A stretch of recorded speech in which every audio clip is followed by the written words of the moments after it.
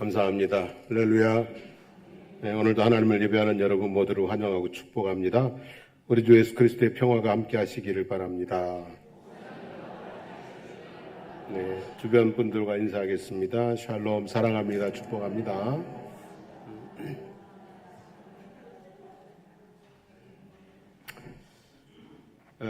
자, 5월은 가정의 달입니다. 가정의 달 설교하는 게 참 쉽지는 않습니다. 이렇게 부모로서 자녀로서 또 이런 말씀을 나누는 게 걸리는 부분들이 많아서 조금 힘들기는 합니다. 어쨌든 시편 127편 1절에 여호와께서 집을 세우지 아니하시면 세우는 자의 수고가 헛되다고 하셨습니다. 하나님과 함께 멋지고 행복한 집을 세워가시기를 축복합니다. 지난주에는 어린이 주일을 맞아서 자녀에 대해서 살펴보았습니다. 자식들은 하나님이 주신 기업이요, 선물이요, 상급이요, 장사의 수중에 있는 화살과 같은 존재이다. 그러므로 자녀들을 잘 키워야 되고 감사해야 되고 자랑스럽게 여겨야 되고 인생의 방향을 잘 지도해 주어야 된다는 말씀을 드렸습니다. 오늘은 이제 어버이 주일을 맞이해서 부모에 관련된 말씀을 통해 부모님들이 어떤 분들인지 또 부모님께 어떻게 해야 하는지를 생각해 보려고 합니다. 이미 이제 부모님들이 안 계신 어르신들이 많이 있기는 하지만 그래도 아직도 부모님들이 있는 또 성도님들도 있으니 우리 함께 부모에 대한 말씀을 새겨보도록 하겠습니다. 올해 1월 1일부터 구하라법이 시행이 되었습니다. 자녀를 제대로 키우지 않은 부모로서의 의무를 저버린 부모는 자녀의 유산을 상속받을 수 없다는 법입니다. 구하라법이라는 이름은 2019년 세상을 떠난 가수 구하라 씨의 이야기에서부터 시작이 됩니다. 구하라 씨가 9살이었을 때 친모는 집을 나갔습니다. 어린 구하라 씨와 오빠는 엄마 없이 자랐습니다. 20년 동안 단 한 번의 연락조차도 없었습니다. 그런데 구하라 씨가 교통사고로 막대한 재산을 남기고 세상을 떠나자 갑자기 나타났습니다. 구하라 씨의 재산의 절반을 달라고 요구를 했습니다. 내가 낳았으니 당연히 반은 내 것이다 라고 당당히 주장을 했습니다. 법정 소송을 통해서 상속 재산의 일부를 가지고 갔습니다. 그래서 폐륜 부모의 상속을 막는 구하라법이 제정되기에 이르기까지 했습니다. 세상에는 폐륜 자식만 있는 것이 아니라 폐륜 부모도 있습니다.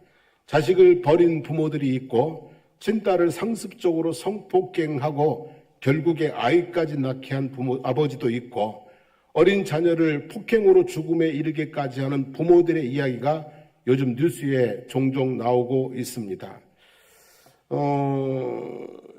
하지만 대부분의 부모는 그렇지 않습니다. 완전하지 못해서 오롯이 좋은 본을 보이고 살지는 못하지만 전능하지 못해서 원하는 것을 다 해줄 수는 없지만 때로는 이기적이어서 실망스러운 모습을 보이기도 하지만 자식들을 위해서 끝없이 희생하며 아낌없이 주는 것이 일반적인 부모들의 모습입니다. 성경에서 말하는 부모에 대한 계명은 폐륜적인 부모에게까지 적용되는 계명은 아닙니다. 레위기 20장 2절 3절에 보면 그의 자식을 몰렉에게 주면 반드시 죽이되 그 지방 사람이 돌로 칠 것이요 나도 그 사람에게 진노하여 그를 그의 백성 중에서 끊으리라고 했습니다. 그러니까 자녀를 몰렉에게 우상에게 불가운데로 제물로 주는 부모들은 뭐하라고 그랬어요? 죽여라 그랬습니다.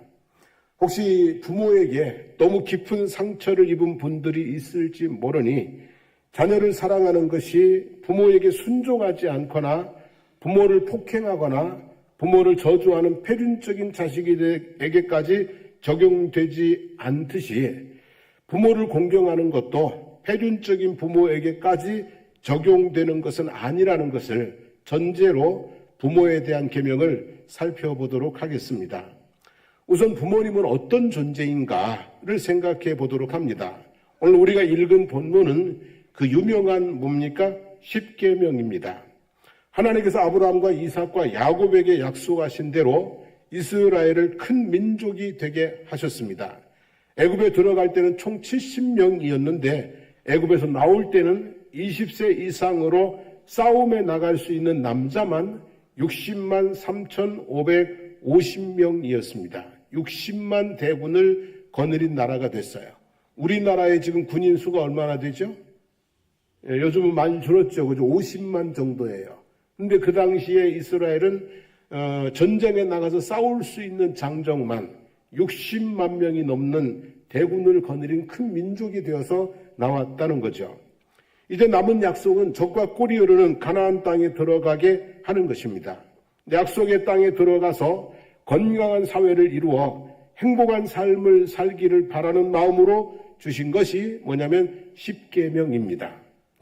1에서 4계명은 하나님과의 관계에 대한 계명입니다. 하나님과의 관계가 제일 중요하다는 말씀입니다.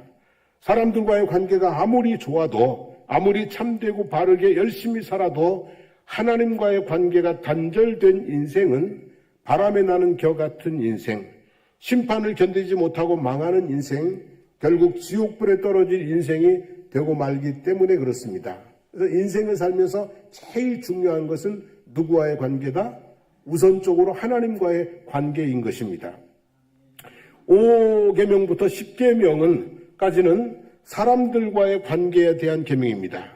그런데 그 첫 번째가 누구예요? 내 부모를 공경하는 것입니다. 살인이나 간음이나 도둑질보다도 부모 공경이 먼저라는 것을 주목하시기 바랍니다. 여러분, 도둑질보다 간음이 더 나쁘다고 합니다. 간음보다 살인이 더 나쁘다고 합니다. 형량이 다릅니다. 그렇게 보면 살인보다 더 나쁜 것은 부모를 공경하지 않는 것이다 라고 말할 수도 있습니다. 부모를 공경하지 않는 것은 살인보다 더 나쁜 엄중한 벌을 받을 죄라는 논리가 성립될 수 있습니다. 사람이 살인하지 않고 간음하지 않고 도둑질하지 않고 거짓 증거하지 않고 남의 것을 탐내지 않고 사는 것이 칭찬받을 일이 아닌 것인 것처럼, 또 그렇게 하면 그것이 죄가 되는 것처럼 부모를 공경하는 것은 칭찬받을 일이 아니라 마땅한 일이고, 부모를 공경하지 않는 것은 뭐가 된다는 거예요? 죄가 된다는 말씀입니다. 10계명에서 말하는 부모의 위치는 어디인가? 부모의 위치가 어디입니까, 여러분? 하나님 다음이고 사람들 중에서는 첫 번째라는 것을 기억하시기를 바랍니다. 근데 이제 어릴 때는 이게 잘 돼요. 인생에서 부모가 뭐예요? 첫 번째예요. 아주 어릴 때는 엄마 죽으면 나도 죽을 거야. 그랬잖아요. 그죠? 엄마 죽으면 나도 죽을 거야. 그렇게 엄마가 그냥 마치 누구였어요? 하나님이었죠. 그죠? 그냥 어릴 때는 이게 사람들 중에서 부모님이 첫 번째예요. 제일 잘 돼요. 근데 청소년기가 되면 부모보다 친구, 그리고 이제 청년기가 되면 부모보다 애인, 결혼하면 부모보다 배우자, 자식을 낳으면 부모보다 자식이 먼저가 되곤 합니다. 그리고 부모님이 나이 많아 늙으면 어떻게 됩니까? 그냥 뒷방 늙은이 취급을 합니다. 더 나이 많으면 안 돌아가시나 이런 생각도 하게 됩니다. 살아보니 그게 자연스럽게 되는 것 같아요. 아주 어릴 때는 그냥 부모님이 최고인데 이 우선순위가 점점 바뀌어가는 그런 경우들이 있죠. 근데 성경이 내 부모를 공경하라는 말씀은 부모는 항상 먼저 이어야 된다는 뜻이겠죠. 그죠? 쉽지는 않겠지만 우리가 그렇게 되려고 노력하는 삶이 되어야 될 줄로 믿습니다. 부모님은 늘 뭐예요? 먼저 이어야 된다는 말씀을 삶에 이루어 가려고 노력할 필요가 있다고 생각이 듭니다. 10계명의 부모의 위치를 이렇게 요긴한 위치에 둔 까닭은 부모는 자녀들에게 있어서 하나님과 같은 존재이기 때문입니다. 10계명을 조금만 자세히 읽어보면 하나님이라는 단어가 제5계명, 즉 내 부모를 공경하라는 계명까지는 하나님이라는 단어가 등장을 합니다. 근데 제6계명에서부터는 하나님이라는 단어가 일체 사용되지 않고 있습니다. 우연일까요? 의도일까요? 그죠? 구약 성경에는 613개의 계명이 나오는데 그것을 10개로 압축하는 과정에서 단어 하나하나 대단히 신중하게 선택을 했을 것입니다. 결코 우연일 수 없다라는 것이죠. 그러면 부모를 공경하라는 계명에 하나님 여호와라는 단어가 들어있다는 것은 무슨 의미가 될까요? 부모는 자녀들에게 있어서 마치 하나님 같은 존재라는 뜻이겠죠. 그리고 이런 해석을 뒷받침해주는 본문이 하나 있는데 레위기 19장 3절 4절입니다. 같이 한번 읽어볼까요? 너희 각 사람은 부모를 경외하고 나의 안식일을 지키라. 너희는 헛된 것들에게 행하지 말며 너희를 위한 신상들을 부어 만들지 말라. 나는 너희의 하나님 여호와이니라 그랬어요. 여기 레위기에서는 부모에 대한 계명이 안식일 계명이나 우상숭배 금지 계명보다 먼저 나옵니다. 그리고 부모를 어떻게 하라고 그랬어요? 경외하라고 그랬어요.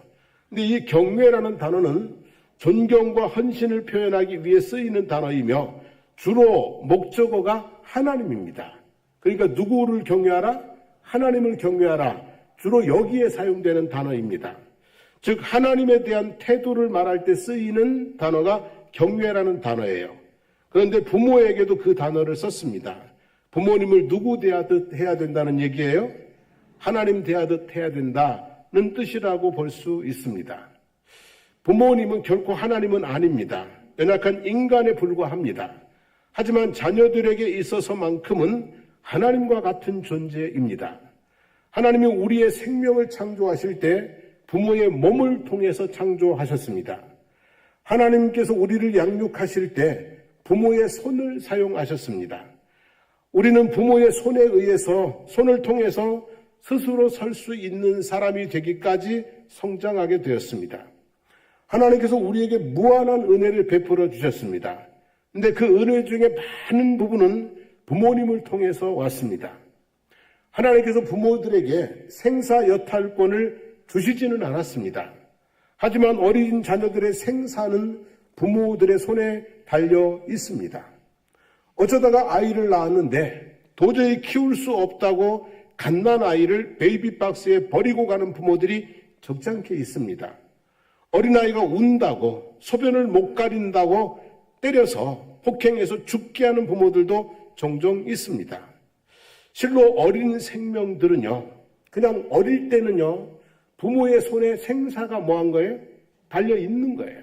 그냥 부모의 손에 이 땅에 태어났느냐 못 태어났느냐, 이 땅에 태어났는데 건강하게 자라느냐 못 자라느냐, 그냥 다 부모의 손에 달려 있는 거예요.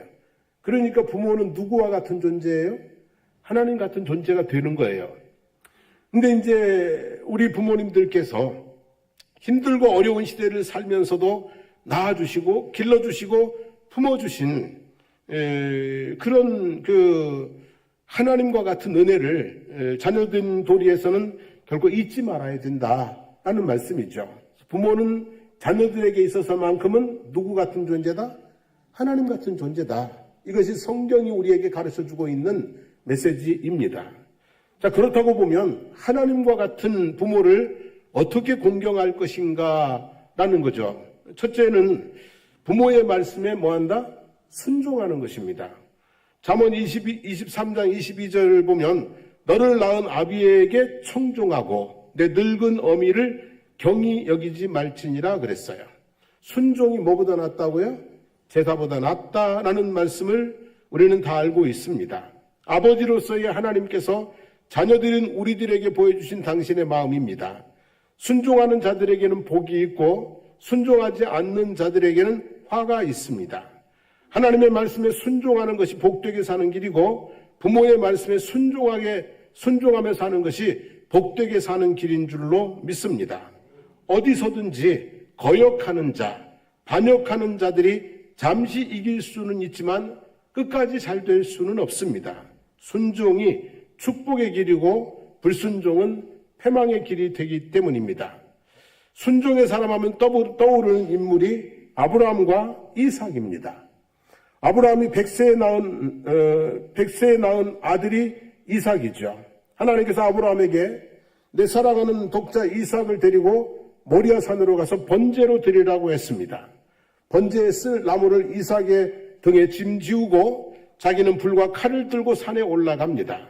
제단을 쌓고 나무를 벌려놓고 이삭을 결박하여 제단 나무 위에 놓고 칼을 들어 이삭을 잡으려고 합니다. 자, 그런데 저 상황인데요. 자, 이삭이 도망을 못 간 겁니까? 안 간 겁니까? 그죠? 저 나이가 아버지는 120살 가까이 되고 이삭은 이제 청년에 이르렀으니까 못 간 것이 아니라 안 간 것이죠. 아버지의 손에 자기의 생명을 뭐한 거예요? 맡긴 거죠. 아버지의 뜻에 목숨을 다해 순종한 것이죠. 자녀들이 부모의 말에 잘 순종합니까? 안 합니까? 잘 안 하지요. 그죠? 심부름 하나도 안 하려고 하는 경향이 있고, 교회 가라 그러면 안 가고, 잘 순종을 안 하는 게 자녀들의 좀 특성이죠. 그죠? 생각이라는 것이 생기면 자기 주장을 이렇게 고집하면서 말을 잘 안 듣습니다. 근데 이제 이삭은 아버지의 뜻에 그냥 뭐 한 거예요? 자기 목숨까지도 내어놓고 있는 것을 보죠. 아브라함은 하나님께 순종을 했고요. 이삭은 아버지에게 순종했어요. 순종으로 믿음의 계보를 세우고 길이 남고 복된 가문을 세운 것을 볼 수가 있습니다. 자녀는 부모에게 뭘 해야 된다고요? 순종을 해야 된다. 근데 한 가지 예외는 있습니다. 에베소서 6장 1절 말씀 같이 봅니다. 자녀들아 너희 부모를 주 안에서 순종하라. 이것이 옳으니라 그랬습니다. 하나님의 뜻에 어긋나는 것이라면 예외라는 것이죠. 하나님의 뜻에 어긋나는 것이라면 우상에게로 끌고 간다. 죄를 짓는 일에 뭐를 자꾸 하라고 그런다.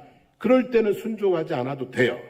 그렇지 않으면 어지간한 경우에는 순종하는 것이 복된 인생을 만드는 비결인 줄로 믿습니다. 그래서 부모를 공경하는 첫 번째 태도는 뭐 하는 거라고요? 어지간하면 부모님의 말씀에 뭐 한다? 순종한다는 것이죠. 두 번째는 부모를 즐겁게 하라고 그랬습니다. 잠언 23장 25절입니다. 내 부모를 즐겁게 하며 너를 낳은 어미를 기쁘게 하라 그랬어요.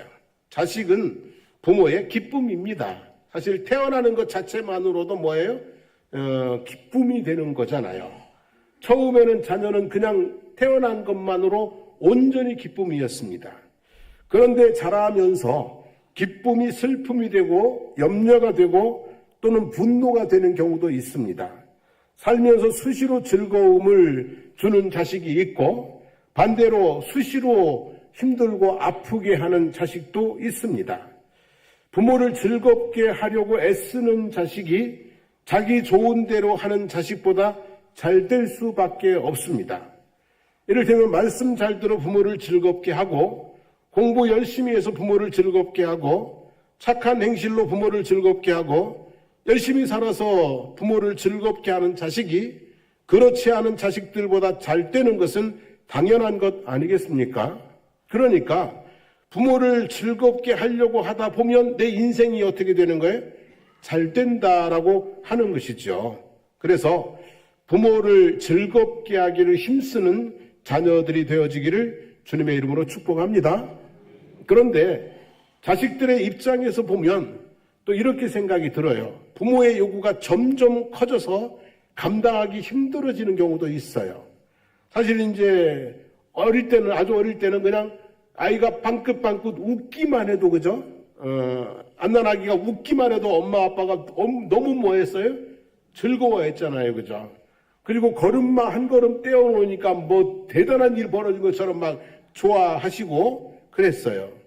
그리고 이제 뭐 공부만 조금 잘해도 기뻐하시더니 점점 더 요구가 커집니다. 그리고 그 커지는 요구에 부응하면서 그러니까 부담은 되는데 뭐 공부 잘해라 뭐 해라 막 부담은 되는데 부모의 그 커지는 요구에 부응하면서 자녀들의 인생도 점점 더 어떻게 되는 거예요? 커지는 거죠. 그죠? 그래서 부모님들이 자녀들에게 요구하는 거 그리고 그것을 통해 부모님들이 기뻐하시는 모습을 보는 것. 그것이 결국은 뭐냐면은 우리 자녀들이 사회인으로서 또는 인격적으로 신앙적으로 성장해 나가는 모습이라는 거죠. 그러니까 부모의 요구에 부응하는 자녀들은 어쩔 수 없이 하다 보면 어떻게 되는 거예요? 정말 이제 어른이 되고 성공하는 인생이 되어질 수밖에 없는 것이죠. 그래서 좀 부담스럽지만 이것이 나의 인생을 세워나가는 방식일 수 있다는 생각으로 또 부모를 즐겁게 하는 모습이 되어야 되지 않을까 생각이 들어요. 세 번째는 부모님의 은혜에 대해서 감사하는 거죠. 그죠? 시편 50편 23절에 보면 감사로 제사를 드리는 자가 나를 영화롭게 하나니 그 행위를 옳게 하는 자에게 내가 하나님의 구원을 보이리라 그랬어요. 날마다 소와 양과 염소를 잡아 제사를 드리는 이스라엘 백성들에게 하신 말씀이에요. 소와 양과 염소를 잡아서 날마다 제사를 드리는데 그들의 제사 가운데 빠진 게 있어요. 뭐냐면 감사하는 마음이 없어. 그냥 의무로 하는 거야. 그래서 하나님께서 하시는 말씀이 감사로 제사를 드리는 자가 나를 영화롭게 한다. 이러면서 이스라엘 백성들에게 감사하는 마음을 요구하시는 그런 모습인 거죠. 여러분, 감사하는 마음으로 하나님께 나와서 찬양하고 감사하는 마음으로 나가서 하나님의 일을 하고 이런 것이 하나님이 원하시는 것인데 사람이 부모를 공경하는 것도 마찬가지라는 생각이 듭니다. 먼저 부모님의 은혜에 대해서 뭐하는 마음이 있어야 돼요? 감사하는 마음이 있어야 된다. 감사하는 마음을 가지기 위해서는 부모님으로부터 받은 것이 당연한 것이 아니라 은혜라는 것을 깨달아야 됩니다. 어릴 태어나자마자 받기 시작해서 끝없이 받기만 하다 보니까 받는 것이 당연한 줄로 알아요. 안 주면 이상한 걸로 생각을 해요. 그죠? 그래요, 안 그래요? 그렇잖아요. 그죠? 밥을 주면 당연한 것으로 알아요. 밥을 안 주면 이상한 것으로 생각을 해요. 그렇잖아요. 용돈을 주면 당연한 것으로 생각을 해요. 안 주면 왜 그러냐고 그래요. 왜 안 주냐고 그러죠. 이게 이상하다고 생각하는 거거든요. 그러니까 늘 어려서 태어날 때부터 부모로부터 끊임없이 모아기만 하니까 받기만 하니까 나이가 들어가지고도 어른이 돼가지고도 부모님 재산 안 팔아준다고 난리를 치는 거야. 근데 부모님 재산을 팔아줘야 되는 게 맞아요? 안 팔아주는 게 맞아요? 그 누구 마음이에요? 그저 부모님 마음이잖아. 근데 늘 이런 것을 뭐하다고 생각하는 거야? 저 부모님 집은 저건 당연히 자기 거라는 거야. 부모님의 재산은 다 자기 거라는 거야. 그러니까 자기 버는 거는 흥청망청 쓰고 살고 아이고 뭐 저기 많으니까 이러고 산다고요. 이게 이제 뭘 깨닫지 못하는 거냐면 은혜를 깨닫지 못하는 거예요. 그냥 은혜가 아니라 당연한 것이라고 생각을 하는 거예요. 그러니까 뭐가 없는 거예요? 감사가 없는 거예요. 당연한 것 하나도 없습니다. 모두가 다 은혜인 것입니다. 어릴 때 태어나면서부터 지금까지 부모님들이 주신 모든 것들은 당연한 것이 아니라 은혜인 거죠. 그래서 그런 부분에 대해서 어떤 마음을 가져야 된다고요? 감사하는 마음을 가져야 되는 줄로 믿습니다. 만약에 부모님들께서 돌아가실 때 살던 집을 나한테 안 주고 사회에다가 기부하고 가도 그게 어떤 거예요? 괜찮은 거예요. 당연히 날 줘야 되는 게 아니라는 거죠. 그래서 그런 마음들을 가져보시면 좋겠고요.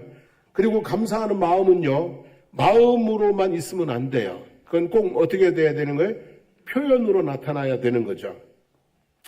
여러분, 마음 속에 있는 감사는 그 튜브 속에 있는 물감 같은 거예요. 그 속에 물감이 아무리 꽉 차 있어도 이게 튜브에서 짜서 표현하지 않으면 그림이 안 돼요. 그래서 이 사랑하는 마음, 감사하는 마음은 표현을 해야 아름다운 뭐가 되는 거예요? 그림이 되는 거죠. 그래서 늘 이렇게 작게라도 말로라도 때로는 작은 정성으로라도 표현하고 살아갈 수 있기를 축복합니다. 어릴 때 이제 아이들 어릴 때 초등학교 다닐 때 학교에서 색종이로 카네이션 만들어 왔을 때 그게 뭐라고 그죠? 근데 그거 받으면서 부모의 마음은 뭐 한 거예요? 기쁜 거거든요. 왜? 얘가 감사를 뭐 한다고?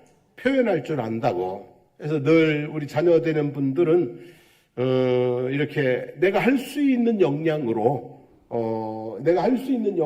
어떻게 해요? 감사를 표현하고 살아갈 수 있게 되기를 주님의 이름으로 축복합니다. 표현.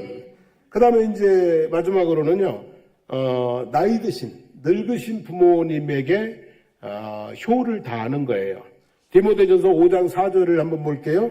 만약 어떤 과부에게 자녀나 손자들이 있거든 그들로 먼저 자기 집에서 효를 행하여 부모에게 보답하기를 배우게 하라.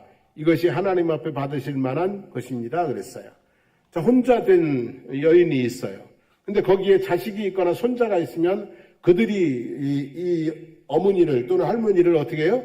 섬기게 해라. 교회에서 그들을 다 챙기지 마라. 이런 말씀이죠.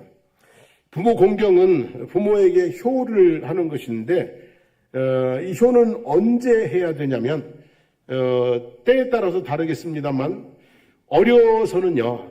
내가 어릴 때는 부모의 말씀에 순종하는 것이 자녀들의 주요 덕목이에요. 근데 어른이 되어서는 부모를 공경하는 것이 늙고 병들어서 돌봄이 필요할 때는 그 돌봄을 집행하는 것이 효가 되는 거예요. 그래서 이제 한자로 효자를 보면 늙을 노자의 아래에 아들 자자를 써요. 그러니까 아들이 늙은 노모를 뭐 하는 거예요? 업보가는 형상이에요. 그러니까 부모가 힘이 있을 때는 자녀들을 업어서 키웠잖아요. 그죠? 근데 이제 부모가 늙어서 힘이 없을 때는 자녀들이 부모를 어떻게 해요? 업어서 돌보는 거예요. 예, 그렇게 이제 받은 것을 돌려주는 과정이 그걸 뭐라고 그런다고요? 효라고 하는 거죠. 사실 부모가 업어줄 때는 효가 필요 없어요. 부모가 먹여주고 입혀줄 때는 공양이 필요 없어요. 그때는 말 잘 듣고 잘 자라주면 그게 사랑 효도예요. 하지만 부모님이 늙고 병들어 아무 도움을 줄 수 없을 때 오히려 짐이 될 때 부모를 돕는 것, 그것이 뭐라고요? 참된 적절한 효가 되는 것이죠. 내가 어려서 약하고 무력할 때 베풀어 주신 사랑에 보은하는 것이 그것이 늙은 부모를 섬기는 효의 모습이 되어지는 줄로 믿습니다. 그러니까 정말 효도가 필요할 때는 언제라고요? 부모님들이 나이 들어서 늙고 병들고 힘없을 때다. 그때라고 하는 거죠. 자, 신명기 5장 16절에 보면 너는 내 하나님 여호와께서 명령하신 대로 내 부모를 공경하라. 그리하면 읽어볼까요? 내 하나님 여호와가 내게 준 땅에서 내 생명이 길고 복을 누리리라 그랬어요. 여러분, 부모 공경은 약속 있는 첫 계명이라고 그랬어요. 부모를 공경하는 것은 당연한 것인데 그 당연한 것을 많은 사람들이 안 한다고요. 그래서 이걸 하면은 하나님께서 어떻게 하신다고요? 이 땅에서 생명이 길고 복을 누리리라. 그러니까 네가 잘 된다. 이런 말씀인 거죠. 우리가 이제 효하면 떠오르는 인물 중에 하나가 룻이라는 여인이에요. 룻은 모압 여인이에요. 나오미가 남편과 두 아들과 모압으로 이민을 갔어요. 근데 거기서 남편도 죽고 두 아들도 죽고 자기하고 두 며느리만 남았어요. 근데 이제 고향으로 돌아가기 위해서 두 며느리에게 너들도 너들 집으로 가라. 이제 아직 젊으니까 새 남자 만나가지고 새 삶을 살아라 그랬어요. 그랬더니 첫째 며느리는 네 알겠습니다. 그러고 갔고 둘째 며느리 룻은 아닙니다. 저는 절대로 어머니를 버릴 수 없습니다. 어머니의 나라가 내 나라가 되고 어머니의 하나님이 내 하나님이 될 것입니다. 그래가지고 그 어머니를 그냥 꼭 붙들고 이제 다시 베들레헴으로 돌아왔습니다. 그래가지고 돌아와서 그냥 이삭을 주어서 그것을 가지고 어머니를 공양을 했습니다. 그랬더니 효부라는 소문이 났고 보아스라는 유력한 사람을 만나서 결혼을 하고 아들을 낳았어요. 오벳을 낳았고 오벳은 이새를 낳았고 이새는 다윗을 낳았고 다윗은 이스라엘에 뭐가 됐어요? 왕이 되었고 다윗의 후손 중에 누가 나왔어요? 예수 그리스도가 나왔어요. 이 룻이 정말 홀가분하게 떠나갈 수도 있지만 시어머니를 이렇게 정말 고생하면서 봉양을 했는데 그래서 룻이 뭐를 누렸다고요? 그저 복을 누리고 영화로운 이 은혜를 힘입게 된 모습을 볼 수가 있죠. 그래서 부모를 공경하는 것은 부모님만 좋은 게 아니에요. 부모를 공경하는 것은 나도 좋고 내 자손들도 대대로 하나님의 은혜를 누리고 복을 누리는 통로인 줄로 믿습니다. 오늘은 어버이 주일이니까 꼭 도덕 시간 같은 개념이지만 성경적인 기준에서 부모님은 어떤 분과 같다? 마치 나에게 있어서만큼은 하나님과 같은 분이다. 그분의 은혜로 내가 지금 있고, 이제 그분이 도움이 필요할 때는 내가 힘들어도 어떻게 한다? 반드시 부모님들을 편하게 모시고 섬기는 효자 그리스도인들이 되기를 축복합니다. 자, 일어서서 찬송하고 기도하겠습니다.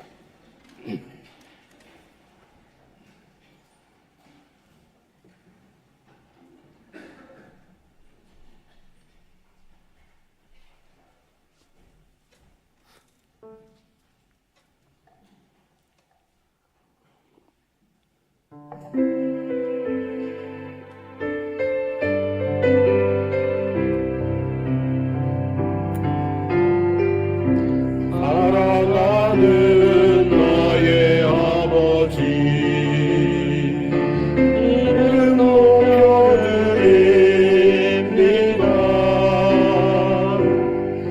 주의 나라 찬양 속에 임하시니 능력에 주께 찬송하네. 전능하신 하나님 찬양, 언제나 동일하신 주, 전능하신 하나님 찬양, 영원히 다스리는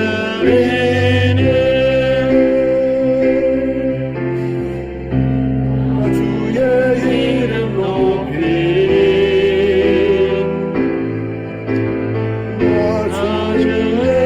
이름 높이,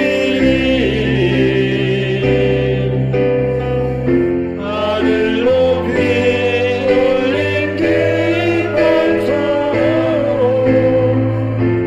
주의 이름 높이니 전능하신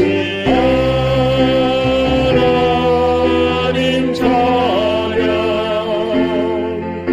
언제나 동일하신 주, 전능하신 하나님 찬양, 영원히 다스리는.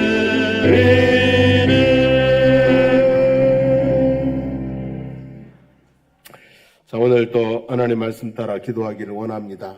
부모된 입장에서 자녀들을 노엽게 하지 않고 사랑으로 온순하게 순종적으로 잘 키울 수 있게 해달라고 기도하시고, 자녀된 입장에서는 하나님 부모님의 말씀에 어지간하면 순종할 수 있도록, 부모님을 즐겁게 하면서 내 인생이 성장해 갈 수 있도록, 또 부모님의 늙으셨을 때, 힘없을 때 하나님 잘 섬기는 효자가 될 수 있도록 하나님 그렇게 도와주시기를 원합니다.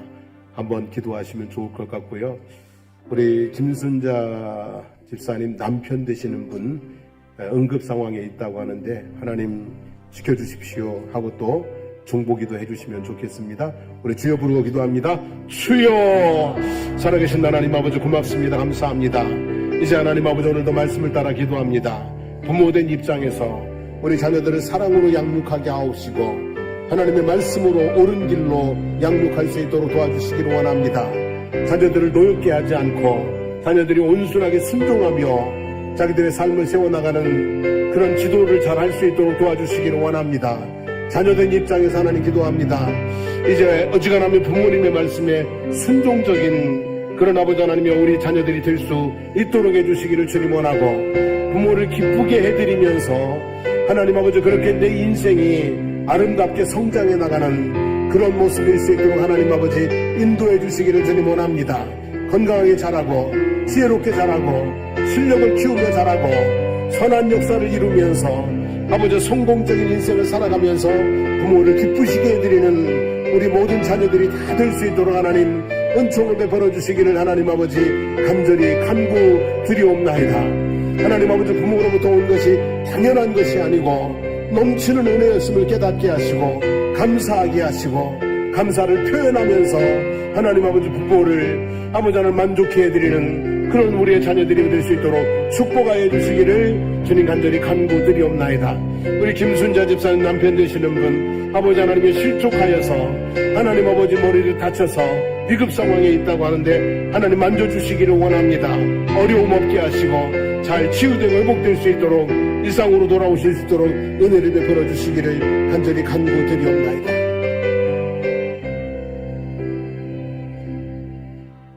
하나님 아버지, 부모에게 순종하고 자녀를 노엽게 하지 않는 그런 부모와 자녀의 관계를 우리가 온전하게 세워나갈 수 있게 해주시기를 원합니다. 오늘은 특별히 어버이 주일을 맞이해서 자녀의 도리를 생각해 보았습니다. 하나님, 부모의 말씀에 어지간하면 순종하며 살게 하옵시고 부모를 기쁘시게 해드리면서 인생이 성장할 수 있도록 해주시옵시고 부모님이 내게 주신 모든 것들이 당연한 것이 아니라 은혜였음을 깨닫고 감사를 표현하고 살아가는 저희들 되게 해주시기를 원합니다. 그리고 부모가 힘 있을 때만 부모를 사랑하는 것이 아니라 부모가 힘없을 때 짐으로 여기지 않고 부모에게 받은 은혜를 돌려드리는 마음으로 효를 다할 수 있는 저희들 모두가 되도록 은혜를 베풀어 주시기를 간절히 간구드리옵나이다. 성도들의 모든 가정에 은혜와 진리가 충만하게 하여 주시옵소서. 이제는 우리 주 예수 그리스도의 하나님의 은혜와 하나님 우리 아버지의 영원 무궁하신 사랑하심과 성령님의 감화 감동 충만 교통케 하시는 역사가 성도들의 가정 하나님의 말씀을 따라 세워져가는 가정이 되기를 소망하는 모든 성도님들 머리머리 위에와 그리고 삶의 모든 여정과 하는 일들 가운데 우리 장성복 교회와 거제 지역과 나라와 민족 위에 이제부터 영원토록 함께 하시기를 간절히 축원하옵나이다. 아멘.